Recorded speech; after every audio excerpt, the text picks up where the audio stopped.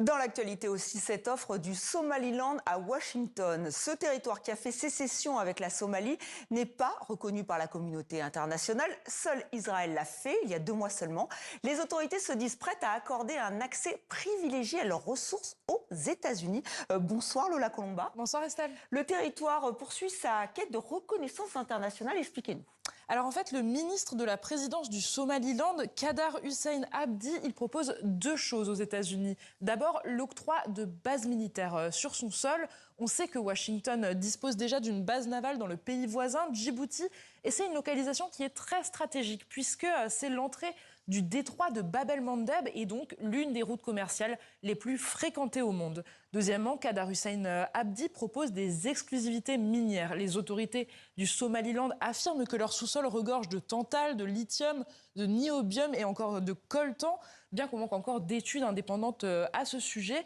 Elle compte en tout cas sur cet argument pour convaincre les États-Unis de reconnaître son existence, comme l'a fait, vous l'avez dit Estelle, Israël. Un partenariat stratégique doit d'ailleurs être signé prochainement avec Tel Aviv. Et le ministre de la présidence du Somaliland, eh bien, il explique cela de manière très pragmatique. Écoutez. Le Somaliland cherche à obtenir la reconnaissance internationale de la communauté internationale depuis 35 ans. Et la lutte du peuple somalilandais n'a même pas commencé au cours de ces 35 années. Elle a commencé bien avant cela.